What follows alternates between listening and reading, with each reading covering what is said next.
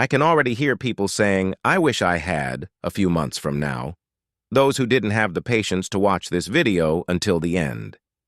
Because silver has just done something for the third time that it has only done twice in the last 52 years. And when this happened before, some people built wealth that lasted for generations, while others waited in the wrong place for years. Right now, we are exactly at that breaking point. And the next 60 days could define the silver market for the next 10 years. So don't rush. Don't click away. I'm going to explain why.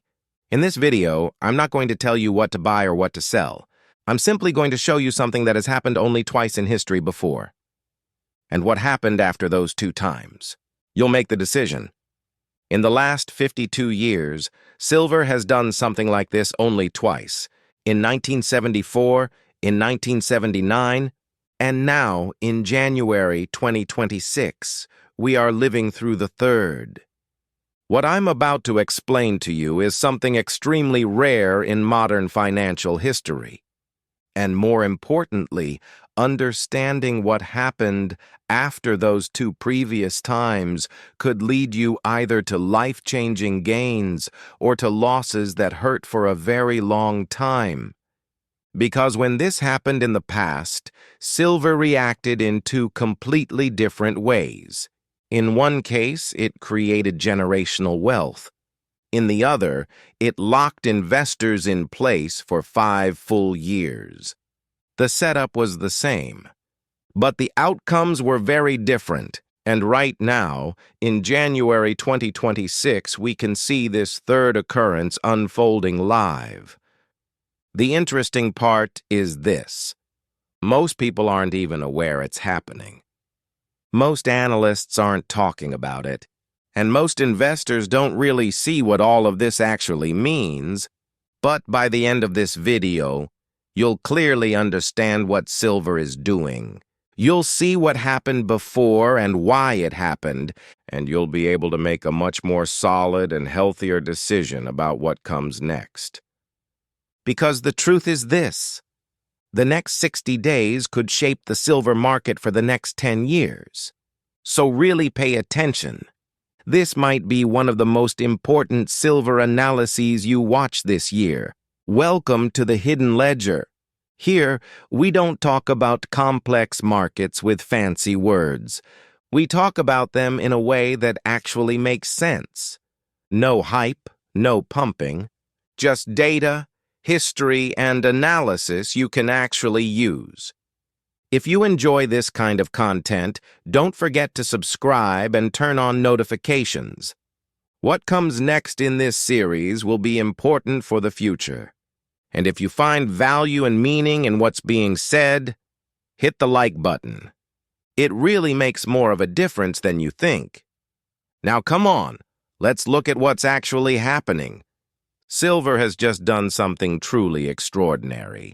In January 2026, silver gained 65% in a single month. 65% in 1 month. That sounds unbelievable, and it is. But here's what really matters. In the last 52 years, silver has only seen a monthly move this large twice. February 1974 and December 1979. That's it. And now we're seeing the third. On top of that, silver has gained a total of 270% over the last year alone. This is not a normal market move. This is not a typical rally. This is what we call a parabolic move. Let me summarize it simply. A parabolic move means the price doesn't rise gradually. It goes almost straight up. When you look at the chart, you don't say, it's rising. You say, it's flying. There are no proper pullbacks, no real resting phases. Just constant buying pressure pushing the price higher. The chart curves upward. That's where the name comes from. Now here's the important part. Parabolic moves are exciting. They make early participants a lot of money. Everyone talks about them. They make headlines. But they're also very dangerous, because moves like this don't last forever. At some point they stop, and when they stop, they usually stop hard. That's why knowing what happened in the past is so important. Let's go back to December 1979. This period is one of the most fascinating moments in precious metals history, and it carries striking similarities to what we're experiencing today. At that time, silver had already been rising for months. Two Texas billionaires known as the Hunt brothers were buying massive amounts of silver. They believed silver was extremely undervalued and bought everything they could get their hands on. Inflation in the United States was out of control, double-digit inflation. People felt their money losing value. The dollar was weak. Trust in the system was slowly disappearing. And in December 1979, silver gained a full 65% in a single month. Sound familiar? It should, because it's exactly what we're seeing today. The chart was vertical. New highs were made every single day. Television talked about silver non-stop. Magazines were filled with silver headlines. Even your neighbors started talking about silver. Everyone was confident. People said, "This time it's different." They talked about silver going to 100 to 200. Now some people might say, but back then there were the Hunt brothers. Today is different. Yes, the details were different. But one thing never changes.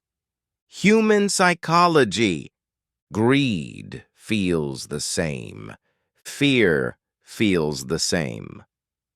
So what happened next? January 1980 arrived.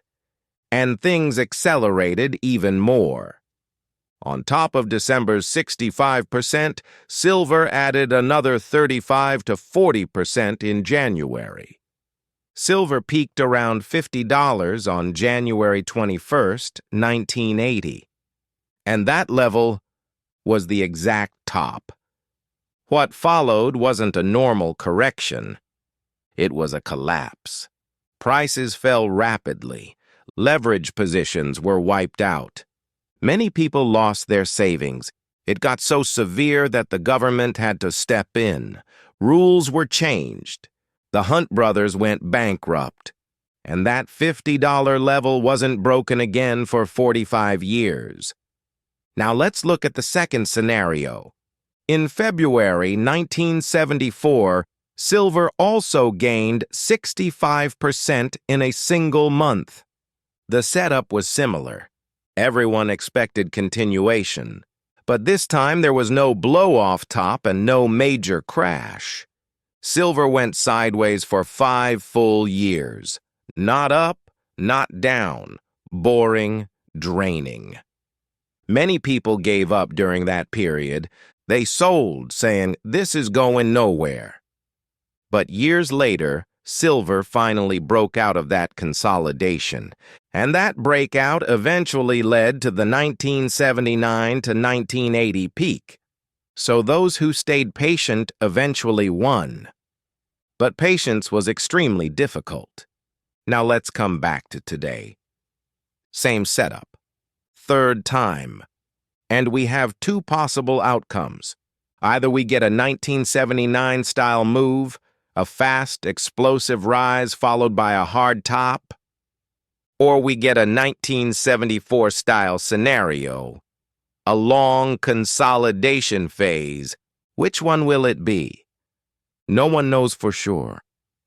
My personal view is that, given the speed of this move and the current environment, we're leaning closer to 1979. But the market listens to no one. It can surprise everyone at any moment. What I can say clearly is this. If silver reaches the 140 to 160 range, that becomes a very serious area to consider taking profits. Not selling everything, but reducing risk, locking in gains, because the biggest mistakes are always made when everything feels perfect. Remember this: when crashes come, they usually come fast. Sometimes there's no time to react. Now let me talk about the psychological side. In periods like this, markets become extremely volatile. Daily moves of 10 to 15% are normal.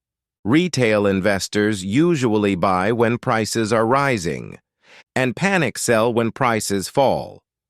This cycle repeats, and wealth transfers from emotional participants to patient ones.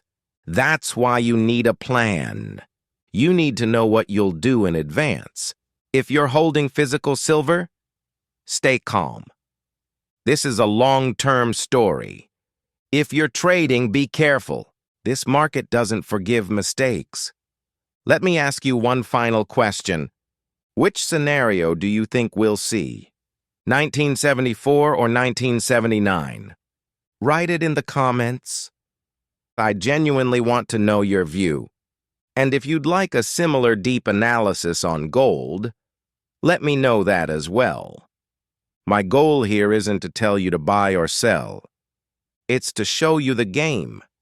Because fear pumps markets, and greed crashes them. This is the hidden ledger, where history and money intersect. Don't forget to like and subscribe. Everything about the past is on this channel.